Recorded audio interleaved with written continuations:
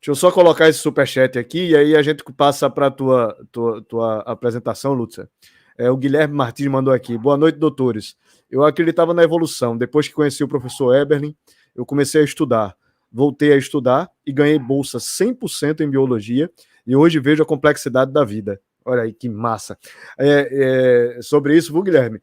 Eu, quando comecei a entender que as coisas foram criadas, aí é que me deu vontade realmente de estudar, de entender como o Criador fez essas coisas. Isso dá uma. Eu não sei se tu sente isso, Eduardo, mas isso me dá um instiga, assim, uma vontade de conhecer que é incrível.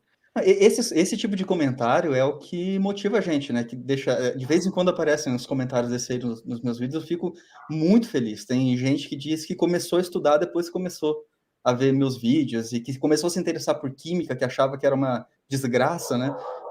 Depois que começou a ver os vídeos e pede referência. Tem, inclusive, eu não vou falar o nome aqui porque seria antiético, mas tem vários ateus que entram em contato comigo simplesmente por causa da diferença de postura na hora de apresentar, na hora de eu falar sem precisar xingar e tudo mais, eles entram em contato comigo e começam a estudar por conta disso, porque não aguentam a postura dos especialistas de YouTube que tem por aí, né? Mas cuidado com esses ateus. E assim, cara, eu vou até aproveitar para indicar. Tu fez um vídeo agora muito legal com uma resposta lá com um italiano grosseiro que só fez me xingar lá. E eu ria pra caramba. Quanto mais ele me xingava, mais eu ria também. E além das ofensas, aquelas falácias, cada falácia de criança, velho. Cada falácia assim, infantis. E o Eduardo Lutzer fez um vídeo agora muito legal explicando umas coisas e a forma como você ensina, cara. A forma como você vai no detalhe das coisas. Meu irmão, parabéns, viu, velho? Eu fiquei muito feliz assim quando você começou a aparecer na internet novamente. E quando o pessoal me mandou o primeiro vídeo seu, eu já disse, meu irmão, esse cara aqui tem que dar uma força aqui. Eu comecei sem nenhuma pretensão mesmo, né? Eu comecei porque meus amigos perguntavam, eu fazia vídeo só para responder a pergunta deles. Aí agora que eu tô começando a engajar com um público bom aí. Vamos fazer o seguinte, tu prefere o quê? Tu prefere ver a parte que a gente vê o que é que o pessoal da academia fala a respeito do design inteligente do professor Marcos, fazer uns comentários e em seguida fazer tua apresentação, ou você prefere fazer sua apresentação logo?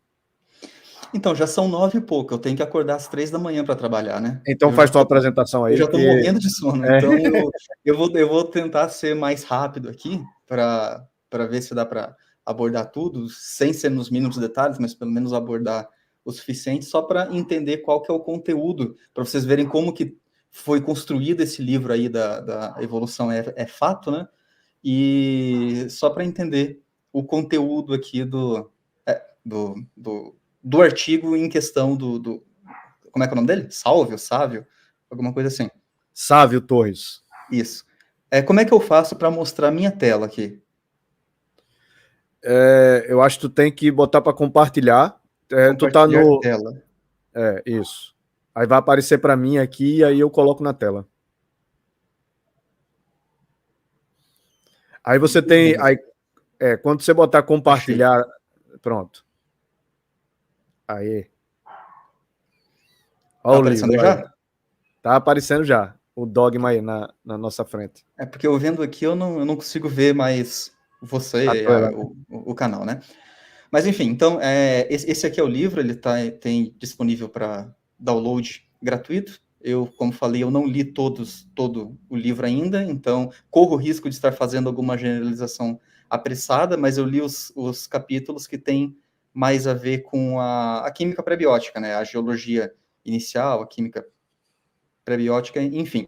E o capítulo do Sávio é esse, da página 74, que é do mundo do RNA ao último ancestral comum.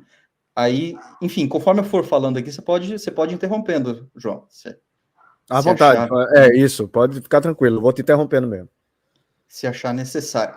Enfim, como eu falei para vocês, o capítulo aqui ele está escrito em forma de prosa. Não só esse, os capítulos estão escritos em forma de prosa, é narrativa mesmo. Ele vai contando a história, não se preocupa muito com a acurácia, né, a assertividade, simplesmente falando algo geral, o que não é ruim por natureza, mas isso aqui é claramente escrito para leigo.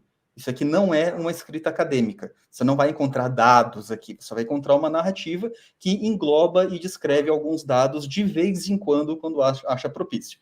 Então, começando, por exemplo, o primeiro tópico do capítulo dele, uma molécula revolucionária, ele vai apresentar, ele vai fazer um histórico, digamos assim, da química pré-biótica, né? Aqui ele faz uma pequena apresentação, e então ele vai voltar a 3,5 aqui bilhões de anos, é aquilo que você falou. Esse dado aqui já está bem desatualizado, já faz muitos anos, né? E ele vai dizer o seguinte: quando ele vai apresentar a atmosfera, ele vai dizer: a atmosfera provavelmente era redutora, com temperaturas elevadas, os dias duravam 12 horas, e as moléculas simples, elas iniciavam uma série de reações que levavam à formação de moléculas mais complexas. A atmosfera redutora é uma atmosfera sem oxigênio, né? Que a gente sabe que nunca existiu essa atmosfera na Terra, né? Não só sem oxigênio, como é uma atmosfera que ela tem a tendência a doar elétrons. Então, quando a gente fala de oxidante redutor na química, a gente está dizendo que é uma atmosfera redutora, ela vai ter a tendência de doar os elétrons para no contexto da química pré-biótica, né, para as moléculas orgânicas que estão se formando. Então, a atmosfera doa elétrons, e esses elétrons, eles facilitam reações.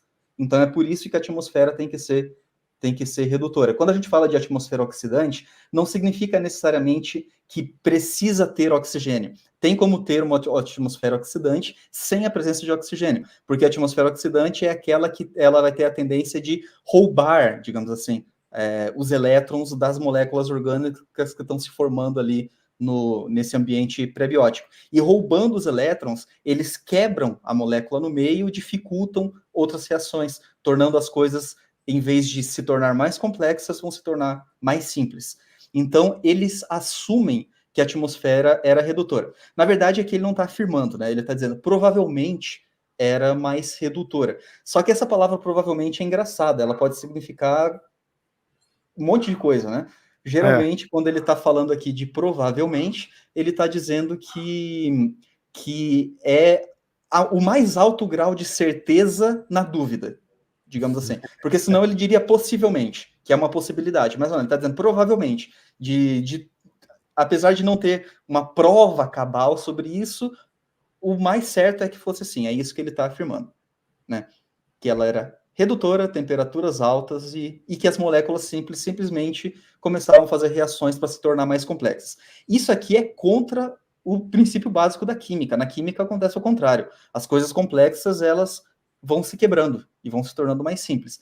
Isso, e pessoal, lembrem disso que o Eduardo acabou de falar, que na química é exatamente o contrário, né? Que você tem a lei da termodinâmica, ela age sobre a química. E isso acontece, então aquelas moléculas, os polímeros vão se tornando monômeros. Então isso é da natureza, é a ação espontânea. Inclusive tem artigos que eu mostro isso, o artigo do Steve Banner, os paradoxos, né? Que ele fala dos paradoxos no mundo do RNA. Ele fala exatamente disso, né? Que a tendência é dessas moléculas se partirem, não delas se juntarem e formarem coisas mais complexas. Para as coisas se tornarem complexas, você precisa de algo agindo contra a tendência natural, contra o equilíbrio cinético, contra a termodinâmica. Ele precisa superar a energia de Gibbs, né? Enfim, não vou entrar em detalhes muito técnicos aqui, mas você precisa de algo agindo contra a natureza para que essas coisas se tornem mais complexas, né? Então, enfim, ele começa o parágrafo aqui fazendo uma série de suposições que ele afirma como certo, exceto por esse provavelmente, que é meio incerta. Depois ele vai fazer um apanhado histórico aqui, falando de Oparin. Ele não fala de Haldane, mas ele fala de Oparin, e inicia falando de Miller. Aí ele vai apresentar Miller, né? E olha que interessante. Perceba o detalhe da questão aqui. Ele diz que Miller realizou, ele não disse que ele diz que Miller realizou um experimento reproduzindo as condições da Terra primitiva. Percebe que ele não diz que ele reproduziu as condições que ele achava que era a Terra primitiva, que eles acreditavam que era a Terra primitiva, e posteriormente, em nenhum momento ele vai dizer que a atmosfera que Miller usou estava errada. Não, ele afirma categoricamente que Miller realizou um experimento reproduzindo as condições da Terra primitiva. Então, o que ele está dizendo é que o experimento que Miller realizou era fidedignamente as condições da Terra primitiva. Isso, que é o discurso, porque ele como pesquisador na área, eu tenho absoluta certeza que ele sabe que ele essa sabe que atmosfera nunca aconteceu, nunca existiu. Não, ele sabe, qualquer um que leu qualquer coisa a respeito sabe também. Ele tem plena convicção disso. Eu não tenho dúvida de que eu não vou acusar ele de ignorância em relação a isso. Mas ele escreveu uma frase que está categoricamente errado. Se ele tivesse colocado aqui, realizou um experimento reproduzindo as condições que eles acreditavam na época que tinha Terra primitiva. E que depois, enfim, aí era uma coisa, mas não, ele disse que ele reproduziu as condições da Terra primitiva, e depois ele vai explicar quais condições era essa. Aí ele fala isso, Eduardo, na palestra também. É porque eu vou pular essa parte, eu vou logo para o mundo do RNA. Mas na palestra ele faz toda essa retrospectiva todinha de mundo do RNA, do cara, do Miller. E aí ele fala isso também, que ele reproduziu as condições da Terra primordial. E ele está na Academia Brasileira de Ciência e ninguém diz um pio. Termina a palestra dele, ninguém diz nada, inclusive. Então, e isso é algo que qualquer um, não precisa nem ser químico, basta ter lido um livro de ensino médio que falasse de Stanley Miller, com certeza ele vai dizer que posteriormente descobriu que a atmosfera não era essa. Porque, isso, na verdade, nem demorou muito tempo, foram alguns anos depois, já tinha um monte de crítica à atmosfera usada. Mas não, aqui está dizendo claramente, ele realizou um experimento reproduzindo as condições da Terra primitiva, certo? Aí ele vai explicar que condições era essa, aí vai dizer quais eram os gases que tinham na Terra primitiva, que era mais sedutora, de acordo com o texto que ele está colocando aqui, que é metano, amônia, hidrogênio e vapor de água. E isso daqui já foi refutado há muito tempo.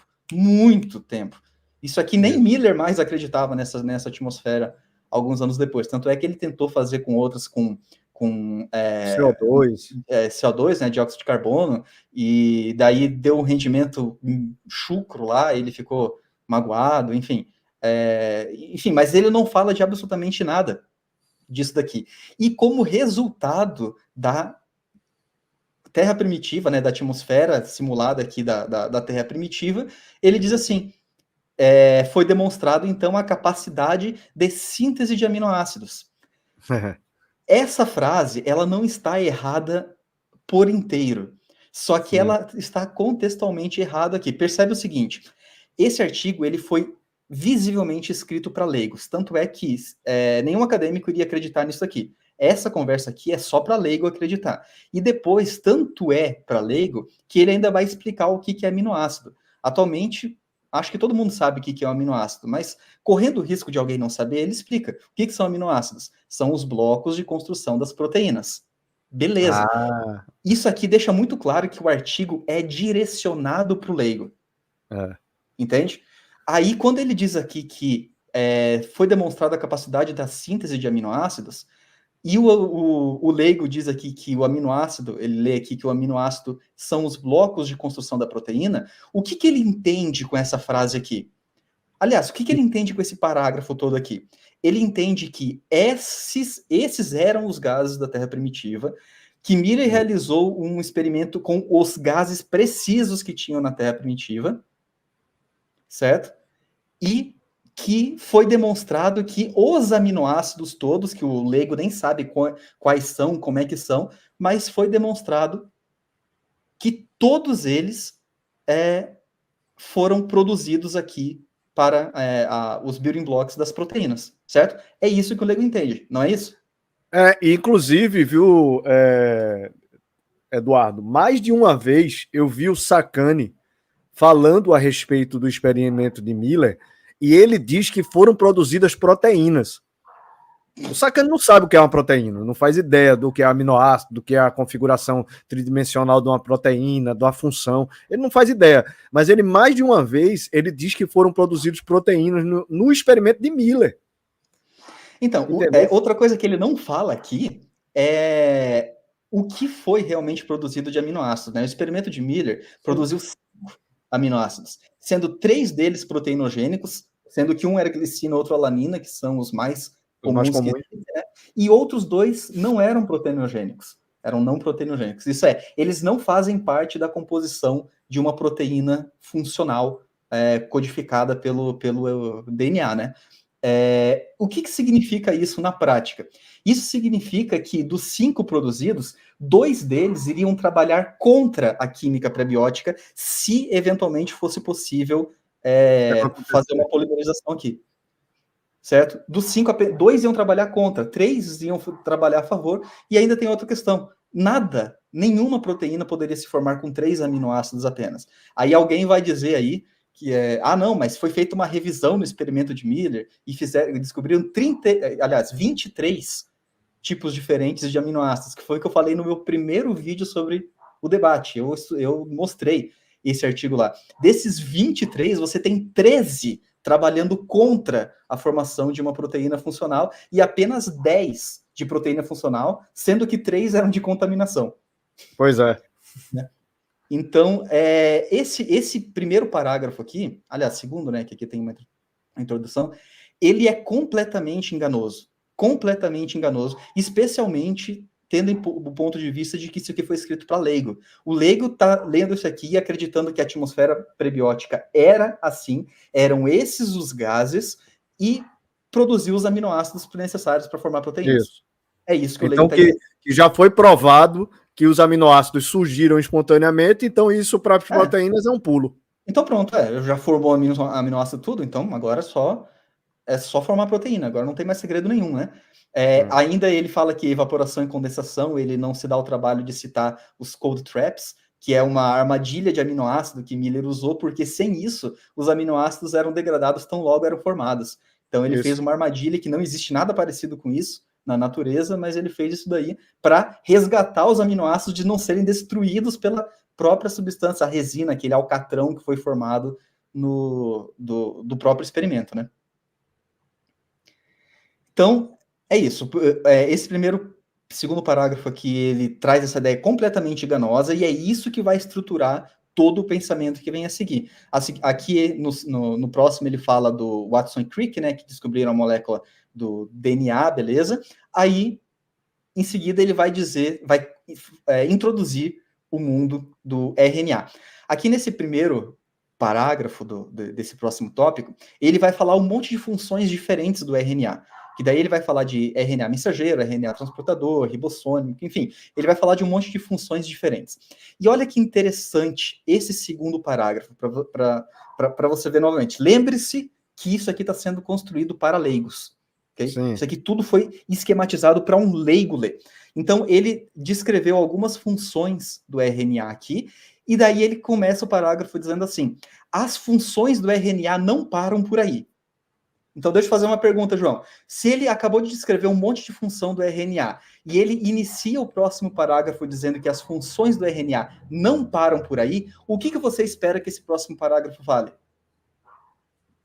De várias outras funções. Várias outras funções do RNA, não é? É isso que se espera. É o que o parágrafo está anunciando que ele vai dizer. Aí, beleza. Aí ele fala do monstro de Spearman, né? Que é um experimento que ele fez com o vírus Q-beta. Beleza? E logo em seguida, o que ele vai dizer? No ensaio, o cientista demonstrou a existência no vírus de uma enzima que ficou conhecida como RNA replicase. Deixa eu fazer uma pergunta. O leigo que precisou da informação do que era o aminoácido, certo? Vai saber o que é RNA replicase. Os building blocks da proteína. Tem duas coisas aqui. Primeiro, ele viu a palavra enzima. O que é uma enzima? O cara que não sabe nem o que é um aminoácido, o aminoácido vai saber o que é uma enzima. O que é uma enzima? Então, a enzima está meio solta aqui e ele apresenta essa RNA replicase como enzima. O nome é RNA replicase. O que o leigo vai pensar que é essa enzima? É um RNA. A introdução do parágrafo disse que as funções do RNA não param por aí, e depois ele fala de uma tal de RNA replicase, que é uma enzima, só que o leigo não sabe o que é uma enzima, então ele vai imaginar que isso daqui, ele está falando de mais uma função do RNA, porque é isso que a introdução do parágrafo está dizendo. É outra função do RNA. Qual é essa função do RNA? Sintetizar uma molécula de RNA usando outra molécula de RNA como molde. Então, opa, olha que interessante. O que o leigo está entendendo aqui é que o RNA consegue copiar um outro RNA, sintetizar um outro RNA copiando o outro. Entende? É isso que ele está entendendo aqui. Ele não está entendendo que uma enzima é uma proteína com função catalítica. Sim, uma ribosima, ela tem uma função. Ela vai realizar um tipo de catálise, né? Ela não vai poder realizar um milhão de coisas aqui. Então, o que tá dando a entender aqui é que você tem esses filamentos de RNA, eles são praticamente multifuncionais. Eles conseguem fazer de tudo um pouco. O que dá a entender, o que muita gente não compreende, viu, Eduardo? É que parece que o RNA é só uma fita, vamos dizer assim, uma sequência de nucleotídeos que por ele mesmo vai se modificando e vai construindo essas estruturas que vão fazendo essas funções. Mas uma ribosima, ela na verdade ela é fabricada, ela não surge espontaneamente, ela é fabricada por uma proteína específica, que se chama o RNA polimerase 1, o tipo 1, porque existem tipos diferentes de polimerase, né? Então, uma ribosima, ela é produzida, ela é como uma máquina molecular também, que é produzida para poder fazer uma função específica. Aí o que é que acontece? O que é que esse pessoal da química prebiótica nunca conseguiu mostrar nem explicar?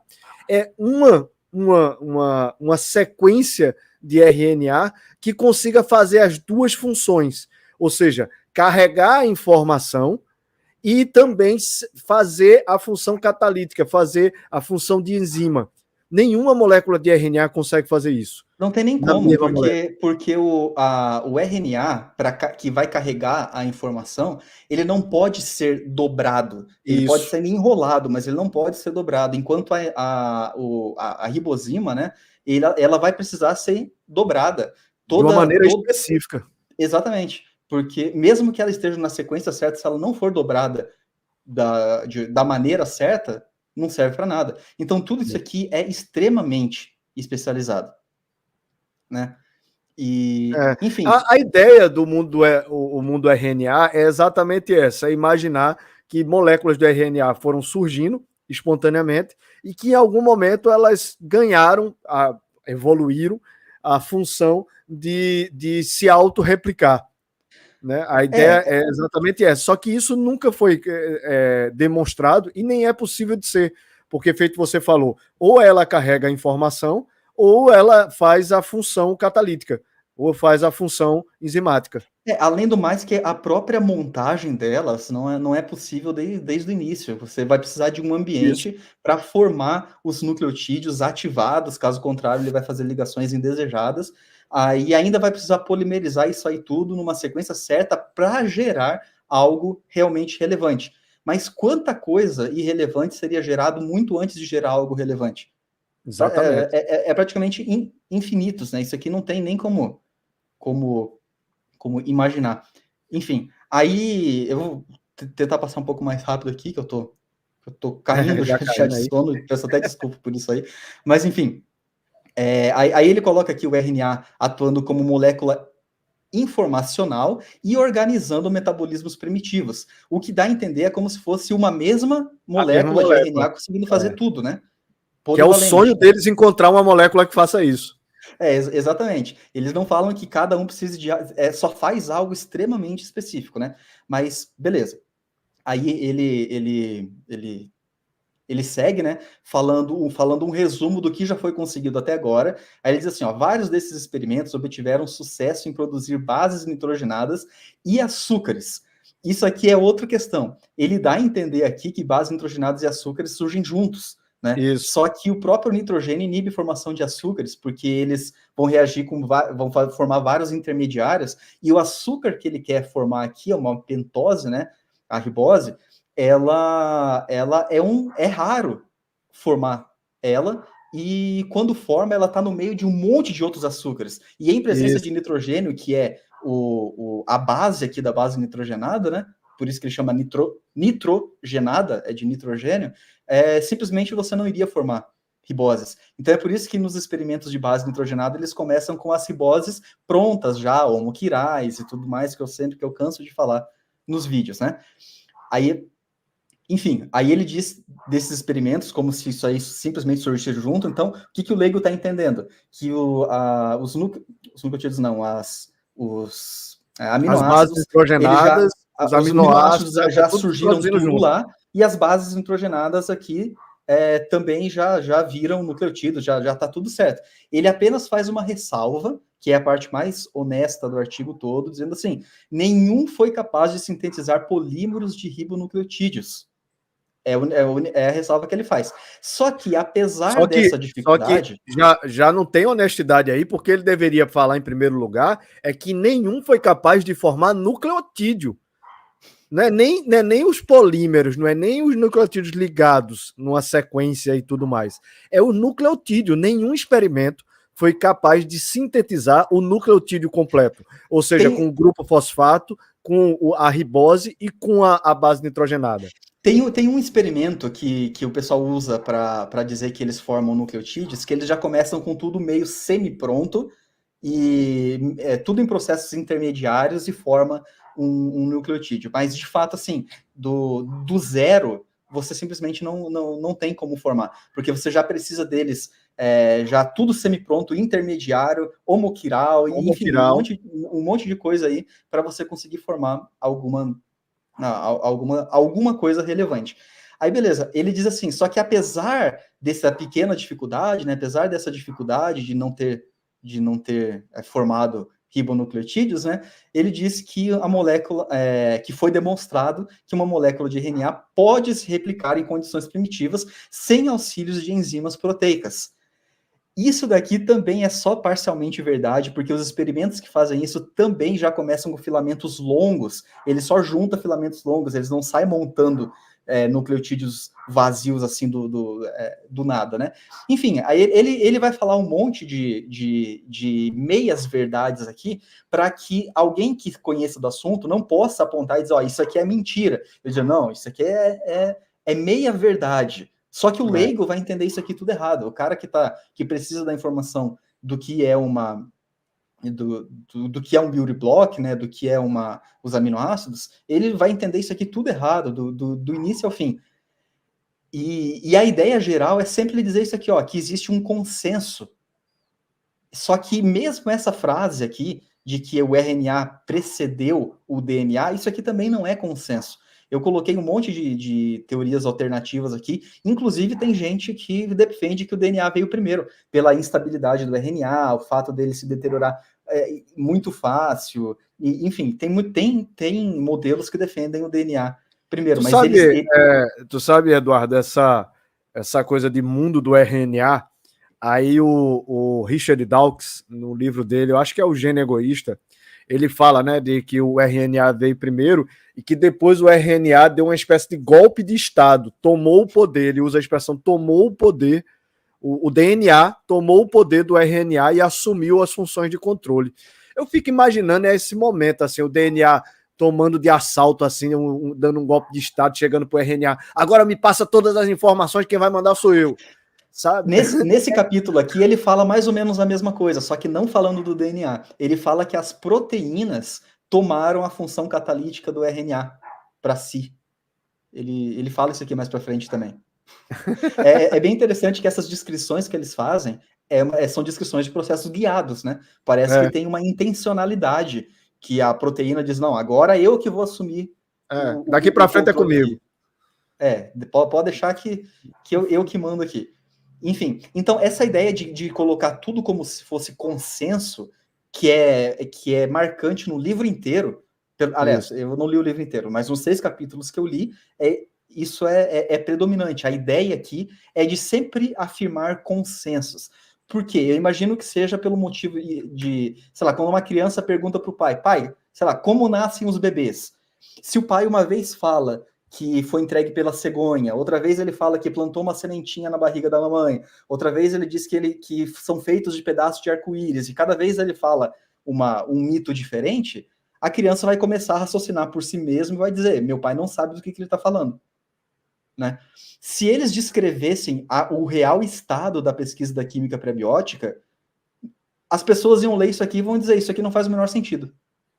Isso. Porque olha o quão desorientado eles estão. E é por isso que ele sempre vai escrever focando num consenso. Não, com certeza foi assim. Ou isso aqui é extremamente... Todo mundo acredita na maior probabilidade disso aqui acontecer. Ele sempre vai afunilar para um processo unificado, como se o pensamento darwinista de qualquer coisa fosse unificado.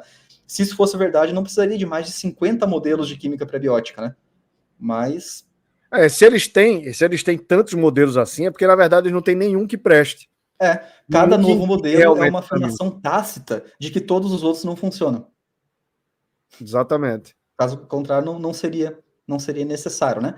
Aí, enfim, aí aqui ele vai começar a introduzir a hipótese do mundo ribonucleoproteico, né? Que daí ele vai começar a dizer que existe uma hipótese de que não foi o RNA primeiro, mas que o RNA e as proteínas evoluíram juntas. Aí rapaz, você imagina... Isso aí é feito aquele negócio de coevolução. Aí o cara fica pensando assim, né? Porra, evolução vem através de mutações aleatórias. Aí como é que coevoluiu, por exemplo, as flores, feito diz o Pirula e muito evolucionista, as flores e os insetos ao mesmo tempo? Né? Aí você pensa no RNA e nas proteínas. RNA já não tem estabilidade, né? Nenhuma, né? RNA já não tem estabilidade nenhuma, não dura nem 24 horas direito. Aí nesse negócio apareceu ao mesmo tempo RNA e proteína. Você formar um filamento de RNA é um milagre. Você formar uma proteína é um milagre. Agora você precisa formar os dois ao mesmo tempo. Né? E com aminoácidos e com tudo, e com membrana e com um bocado de coisa junto. Então isso aqui é um salto lógico, é uma exigência de fé sem limites, só que isso aqui é vendido como simplesmente é isso, né? É verdade, não é descrito nenhum processo de debate acadêmico sobre isso aqui, é isso aqui. É assim que aconteceu. Você tem aquela hipótese que é muito boa, você tem essa aqui que é muito boa também, e as duas são muito boas. Não, e agora a onda é todo mundo colaborar com todo mundo. Parte veio de meteoro, parte surgiu espontaneamente em fumarola, parte surgiu espontaneamente em poça, parte surgiu espontaneamente em rocha vulcânica, saiu aparecendo em tudo quanto é lugar. Só que esse estilo de argumentação, doutor João, é o modus operandi da química prebiótica. Porque o que eles fazem é o seguinte, eles não têm ideia de nada, eles estão completamente perdidos, eles estão soltos aqui, atirando para todo lado. Então o que eles fazem? Cada um dos processos que ele não tem explicação, e eles não têm explicação de nenhum, como surgiu os 20 aminoácidos? Não tem explicação. Como surgiu o nucleotídeo ativado? Não tem explicação. Então, eles dividem cada um dos processos em 1000 fragmentos diferentes. Cada experimento tenta explicar um fragmento diferente e, frequentemente, é assim. O fragmento 1, ele precisa de uma condição. O fragmento 2, que vem logo em seguida, precisa de uma condição completamente diferente. Mas, por algum motivo, os dois se alinham. Por um salto de fé, os dois estão juntos. É igual, sei lá, um fragmento ele precisa de um mar cheio de ferro ferroso, ferro 2+, né? O outro não pode, o seguinte não pode ter ferro ferroso, tem que ter ferro férrico. Mas, de algum motivo, o mar ele tinha ao mesmo tempo ferro férrico e ferro ferroso, e uma não prejudicava o outro. É assim que funciona. E tem sempre aquela coisa, né? Não poderia estar na água. Aí são ciclos, inventaram essa história de ciclos, né? Aí tem período de seca e inundação, né? De período que está seco e que está úmido, que está seco e que está úmido, para poder manter a homeostase de uma possível protocélula, ou seja lá o que for. Quer dizer, é tudo um conjunto de aberrações. Exatamente. E olha que interessante essa frase aqui. Essa frase aqui, ela é demais. O ribossomo foi a primeira molécula a se estabelecer. O ribossomo foi a primeira molécula a se estabelecer. E não é isso, pô. Eles vão pegar a coisa que eu vou trazer, inclusive, mais para frente, do que eu preparei da apresentação em PowerPoint, do artigo de onde ele vai tirar isso, que é os chamados protorribossomos. Aí ele vai pegar aquele centro catalítico, que funciona como uma ribosima, que é feito de RNA, e vai desprezar todas as 50 proteínas que fazem parte do ribossomo também. Ele vai pegar só aquele centro.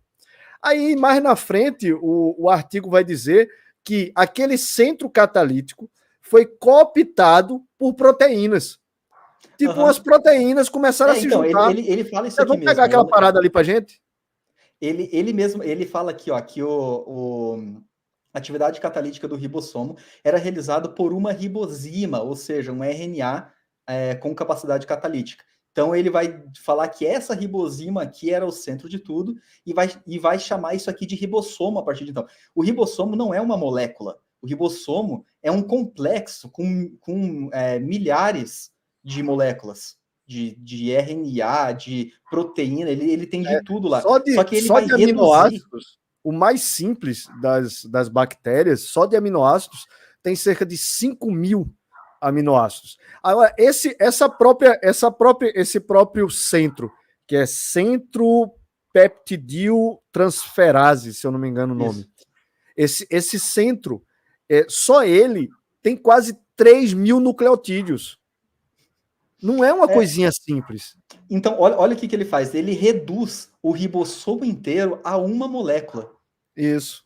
De RNA, como se isso aqui fosse a coisa mais simples do mundo. Aqui ele vai mostrar como que seria a catálise, né, no mundo do RNA, como seria no mundo do ribossomo, aí, o ribonúcleo proteico, e isso daqui é o dogma central da biologia, que é como realmente a coisa funciona, né? O DNA envia a mensagem pelo RNA para que a proteína faça a catálise. Então, enfim, aí ele continua... aqui ele só vai terminar de descrever como que é o protorribossomo imaginário, né? Ele diz que esse ribossomo, essa molécula aí do meio, é o último ancestral comum de toda a vida, esse ribossominho aí, e que ele também atuava como um genoma primitivo. Né? E daí, a partir daqui... Oi? Você ia falar alguma coisa? Isso aí que ele botou nesse capítulo, ele apresentou de forma mais resumida na própria academia. Ele fala... que vai apresentar o capítulo, né? Eu não assisti, mas... isso. Ele fala do capítulo, aí ele fala algumas dessas coisas aí de forma mais resumida, mas diz aí. Aqui, então, aqui já tá indo para a parte final. Aqui ele vai falar da formação das vesículas, né? De sistemas abertos, que seria sem vesícula, para compartimentalizados, que seria com vesícula. E aqui ele começa a narrativa de novo, contar a história. Ele não apresenta nenhum dado, nenhuma evidência, nem nada, ele só vai contar a história de como que isso aí poderia ter acontecido, como que as vesículas capturariam a informação que estaria... de bobeira por aí. Ali solta. Mais uma vez, ele não vai falar de debate, ele só vai falar que tem duas alternativas, que são uma muito boa e outra melhor. É basicamente isso que ele está dizendo. Que seria assim, tem uma tendência de acreditar que os sistemas biológicos eram sistemas abertos ou semi-abertos inicialmente. Mas não podemos descartar a possibilidade oposta. Então, é basicamente isso. Tem uma muito boa e uma melhor. As duas são excelentes. E podem ter acontecido as duas também, não tem problema. As duas ao mesmo tempo também, em diferentes locais, ou até no mesmo local, enfim. É um negócio incrível. E olha que interessante. Lembrando, recapitulando aqui, que esse artigo ele foi escrito completamente para leigo, né? Ele teve que explicar aqui o que é um aminoácido. Então, ele é direcionado para leigo. Logo em seguida, ele vai falar o seguinte, ele vai, nesse parágrafo aqui, ele vai começar a usar algumas palavras técnicas e não vai dar a menor satisfação do que são elas. Ele vai dizer assim, ele vai dizer que esses sistemas biológicos que se formavam em comunidades, aliás, deixa eu contextualizar aqui, ele está descrevendo que, com o passar do tempo, esses RNAs eles começam a se replicar e eles formam sistemas biológicos. Eles começam a fazer os primeiros metabolismos, que é aquela ideia inovadora, né, que que o Hércules mostrou lá no debate, o metabolismo Sim. primeiro. Começam a fazer ali o tal dos primeiros metabolismos, e ele fala que isso aí são, então, considerados quase espécies. Beleza, o leigo está lendo isso aqui. O que é uma quase espécie? Ele não faz a menor ideia do que é uma quase espécie. Aí depois ele ainda vai dizer que essas comunidades mantinham intensa troca de informação e eram formadas por unidades denominadas progenotos. O que são isso aqui? O que são essas coisas? O cara teve que explicar o que é um nucleotídeo, um aminoácido. Só que esses pontos cruciais aqui eles não colocam. O que é isso? Quase espécie, na mitologia evolutiva, imagina assim, surgiu uma molécula de RNA autocatalítica, toda homoquiral, enfim, toda bonitinha, né? Ela começa, então, a se duplicar. Nessas duplicações que ela está fazendo, não tem um sistema de reparo, né? Então, essas duplicações, elas vão vindo quase todas com erros. E esses erros não vão formar moléculas ruins, moléculas que vão fazer catálise errada, não vão formar nada disso. Vão formar outras moléculas de RNA com funções semelhantes, mas ligeiramente diferentes. E essas funções elas vão se acumulando conforme elas vão se replicando, porque só replica coisa boa, né? E eles ainda dizem assim, as coisas ruins que são replicadas, as mutações deletérias que vão acontecendo, elas são selecionadas pela seleção natural contra. Então, se aparece alguma coisa ruim, a seleção natural inteligentemente seleciona contra. Só fica as coisas boas. Aí, isso daqui, esse conjunto de milhares, milhões, ou bilhões, sei lá, de tipos diferentes de RNAs que são muito semelhantes com o original, mas que cada um tem uma função ligeiramente diferente, isso daqui formam o que eles chamam de quase espécies. Certo? Ele não faz a menor, quase vida, né? É protovida. Ele não dá a menor explicação do que é isso aqui. E agora, esse ponto é interessante. O que é um progenoto? Isso aqui eu tenho certeza, esses dois termos aqui eu tenho certeza que nenhum, talvez algum raro aí desses nossos especialistas de YouTube sabe o que era isso aqui. É claro que a hora que eles fizerem react dessa live aqui, xingando um monte, todos eles vão saber porque eles são muito informados, né? Mas esse progenoto aqui, imagina o seguinte, uma célula é extremamente complexa para ela se formar espontaneamente, certo? Então, isso aqui está falando de formação. Uma célula não pode se formar espontaneamente. Então, o que se forma espontaneamente? A tal da protocélula. Então, é como o Antônio Miranda disse, não é uma célula que vai formar, é uma protocélula, porque é algo muito mais simples. Só que, com o passar do tempo, até a mitológica protocélula foi ficando complexa demais para se formar espontaneamente. Então, o que eles fizeram? Eles fizeram uma protocélula, que é o tal desse progenoto. É uma pré-protocélula. O que é o progenoto? O progenoto é quando ele faz uma separação desse quase espécie aqui das vias metabólicas essenciais para formar uma semivida. É uma pré-vida, né? Então, é esses processos metabólicos aglomerados juntos, mas fora de uma vesícula ainda. É o progenoto. São essas quase espécies, esse conjunto de milhares, milhões de moléculas de RNA com funções ligeiramente diferentes. Em uma dessas funções vão fazer catálises dos fosfolipídios. E é isso que vai gerar a vesícula ao redor dos progenotos, evoluindo um progenoto para uma protocélula. Entende como que funciona a mitologia deles aí? Tudo muito fácil, tudo aparecendo, tudo se encaixando. Tudo assim, é uma facilidade enorme. Aqui na descrição, isso daqui seria a descrição do que estava acontecendo, do que seriam esses quase espécies, né? Como que seriam as vias metabólicas aqui, e depois a hora que vira, que isso aqui seria então o progenoto, e a hora que ele consegue se encapsular, ele vira a tal da protocélula. É uma coisa linda, maravilhosa, que aconteceu o tempo todo, várias e várias vezes, menos no laboratório, né? É no laboratório que a química fica rebelde. Mas em ambientes controlados... Naquele adiano lá, com mais de 1000 graus de temperatura, lava para tudo quanto é lado. Não, lá era facinho. Acredita. Mas Ali é no aconteceu várias laboratório vezes. que o negócio fica difícil. Aí olha a descrição aqui, ó. O surgimento e estrutura das rotas metabólicas primitivas permitiu a síntese de fosfolipídios, que por atração formaram as primeiras vesículas lipídicas. A formação dessas vesículas capturou o sistema biológico em formação, dando origem às primeiras células. Olha só. A gente teve Beleza. muita sorte, rapaz. A gente teve muita sorte.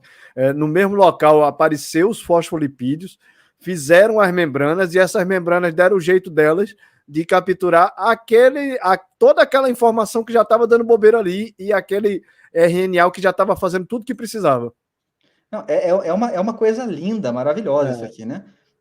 Enfim, aí depois aqui ele simplesmente termina a descrição com um monte de suposições, poderiam, podem, foram, enfim, com um monte de suposições aqui, só que o leigo vai simplesmente ler a narrativa, porque isso aqui está escrito em forma de narrativa, percebe que ele sequer cita estudo aqui, ele só vai contando a historinha, aí ele termina isso aqui, engolindo isso aqui também. Isso aqui é a parte que você falou, que vai estar no artigo, né, que infelizmente eu não vou ficar aqui para o artigo, mas é muito interessante, né, que é a da cooptação do ribossomo. Ele fala daqui que vem os vírus também, que a diferença de vírus para uma célula, no caso, seria a cooptação do ribossomo. E é basicamente essa a história que ele vende. E no final que eu falei aqui, ó, cadê a bibliografia? Não tem, ó, sugestão de leitura. Sugestão de leitura.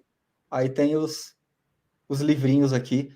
Perceba que também não tem nenhum artigo aqui, né? São só livrinhos. Aí... Hoje mesmo, rapaz, eu tava... tinha um ateu enchendo o saco nos comentários, né? Aí ele tava dizendo assim, indicando para o pessoal inscrito aqui no canal, né? Que eles deveriam ler os artigos desse Sávio Torres, desse pesquisador aí, desse cara, o Sávio Torres. E aí eu comecei a perguntei a ele 3 vezes seguida, qual artigo do Sávio Torres explica por que é que o RNA não sofreu hidrólise, não sofreu desnaturação, né, pela temperatura e por estar em água, e também não sofreu a ação da luz ultravioleta, que a gente sabe que a ribose ela não aguenta, né? O fato dela ter hidroxila, ela não aguenta a luz ultravioleta e se desfaz. Aí eu perguntei a ele qual foi o artigo do Sávio que tinha esse negócio. Aí o cara enrolou e não disse, porque não tem artigo nenhum disso. Não tem nenhum artigo, nem dele, nem de ninguém, que explique como esse mundo RNA teria existido e aonde ele teria existido, porque não pode ser na água do mar. Tem inclusive, se você espreme qualquer um deles aí, né, para explicar qualquer um desses processos, qualquer uma das etapas, qualquer uma, não precisa nem ser seletivo, é uma mais difícil aí, não, absolutamente qualquer uma das etapas, ele vai narrar uma historinha, e se você pedir um mecanismo que faz isso aí, qual que foi a rota, como é que foi, vai ser a resposta que o Sávio deu, né?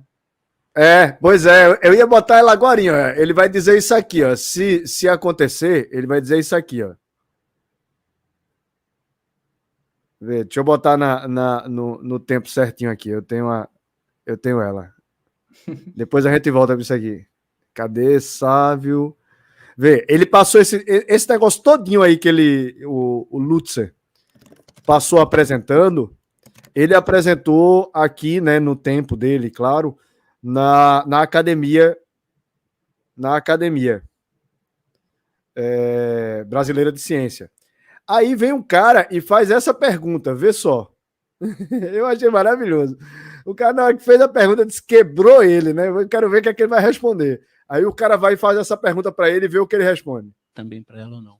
Não, eles iam ter problema porque tinha 3 só, né? Eu queria, primeiro, parabéns, foi ótimo, sabe? Eu queria saber, assim, porque você falou da RNA ribossomal, mas e o RNA transportador e a seleção dos aminoácidos? Quais seriam os primeiros aminoácidos? Quando que surgiu? Como que seria isso? Não sei. Tem na minha cabeça. Um minuto. Senão ele vai... Ah, o cara diz assim, 1 minuto para responder aí como é que surgiu o RNA transportador, o ribossomal e tudo. Vê. Até menos. Até em menos. Ninguém sabe. Ah, é isso, rapaz. O cara conta, é exatamente o que o Eduardo estava falando aqui. O cara conta uma historinha todinha, toda bonitinha e tal, mas você só não pode perguntar como. Porque você perguntou como, quebrou o contador de história. Que aí ele tá lá na frente do pessoal, ele vai dizer o quê? Se ele tivesse na frente de um bocado de leigo também, ele podia até fazer feito tu falou. Contar Eduardo. mais historinha, né? Contar mais uma historinha, né? Hoje a gente sabe disso, mas como ele estava na frente de pessoas que têm algum tipo de conhecimento a respeito do que está sendo falado, aí ele foi sincero, ele chegou e ninguém sabe. Aí em seguida ele utiliza o famoso argumento do prêmio Nobel, que é aquela pergunta de prêmio Nobel. Ou seja, você não pode nem estar perguntando isso como é que as coisas surgiram, como é que surgiu, porque senão é o prêmio Nobel. Ó. Foi menos de 1 minuto, Menck. Aí vê. Uma vez eu estava com o Chico conversando com a Ada e ela falou isso, né? Quem descobrir como o código genético realmente se estruturou pode se preparar para receber o Nobel. Ah, né? É tão interessante, porque no livro deles, nas historinhas que eles contam, no podcast agora que o Sacani teve lá com outro cabeludo lá, o Alberto Lindner tal e tudo mais, parece que tudo é tão fácil que a gente já descobriu praticamente tudo. Aí o cara chega, é perguntado lá na frente do pessoal e o cara tem que confessar que ninguém sabe. Então, só que isso é uma coisa bastante interessante, porque se ninguém sabe, como é que eles podem afirmar com certeza que foi isso? Pois é, o que surgiu espontaneamente. Então, assim, eles têm certeza que foi isso. Eles só precisam descobrir como. Quer dizer, isso daí não é ciência, né? Isso aí você já está indo completamente enviesado, dizendo, foi assim, agora só deixa eu descobrir como é que é. Isso daí é tudo, menos ciência. Na verdade, eu até digo, né, que isso daí é um culto onde você tem 2 deuses que precisam ser adorados, né, para o darwinismo fazer sentido. O primeiro é Cronos, que não era um deus, era um titã, né, que era o titã do tempo, ele era o responsável do tempo na mitologia grega, e o segundo, de acordo com a mitologia grega, Cronos era casado com Reia, só que para a mitologia darwinista, Cronos teve que trair Reia e se casar com Tique, né, ou Tish, vai depender de como é a pronúncia, que é a deusa grega da sorte. Então você tem Cronos, o tempo, com Tish da sorte. E esses dois fazem o darwinismo. É muita sorte em muito tempo. Muito tempo. Só que é exatamente isso. Quando você diz que o lucro, que a vida surgiu há 4,2, 4,3 bilhões de anos, primeiro que você não teria nem esse tempo, porque na realidade deveria ser tudo magma, né? Deveria ser um oceano de magma, segundo as teorias. As primeiras, as primeiras rochas que solidificaram para começar você ter estruturado um continente teria acontecido com 4 bilhões de anos, segundo eles mesmos. Mas eles dizem que surgiu com 4,2 bilhões de anos. Então você tem aí um tempo entre 200 e 300 milhões de anos que uma tecnologia muito sofisticada apareceu. Inclusive, no último vídeo que eu fiz, lá no final eu cito, eu não li, não estudei o artigo com o povo, né? Aliás, eu li o artigo, mas eu não apresentei o artigo em detalhes no vídeo, por questão de tempo, já estava dando pôr do sol, mas que ele diz assim, se houve uma atmosfera prebiótica redutora, ela foi antes de 4,35 bilhões de anos. Quer dizer, teve um período aí de 200 milhões de anos no máximo para a atmosfera ser redutora. Depois disso, a atmosfera oxidante. Aí já era, filhão. Aí como é que você vai fazer? Aí teria acontecido o quê? Mesmo que tivesse surgido vida espontaneamente, na hora que mudasse essa atmosfera, essa vida se desfaria. Como eles mesmos dizem do primeiro evento de oxidação, teria gerado o quê? Uma mortandade de 90% das formas de vida que existiam que não estavam adaptadas ao oxigênio. Não é isso que eles mesmos dizem? Imagina lá em 4,3. Inclusive, há não muitos anos atrás, eles descobriram cianobactérias que na fotossíntese eles não geram oxigênio, gera enxofre. Isso aí deu uma dor de cabeça danada para o pessoal da Goia aí, do grande evento de oxidação, mas isso aí é outros 500, esse assunto ia longe também, né? Ô, João, eu tô pingando de sono aqui, eu tenho que acordar daqui a algumas horas só para ir trabalhar. Eu tô lhe vendo aí, cansado pra caramba. Eu agradeço demais. Eu sinto muito, eu até queria participar da análise do artigo que você vai fazer daqui a pouco, mas você é um cara competente, sei que você vai dar conta aí. Valeu, obrigado aí pela oportunidade. Deus abençoe, valeu.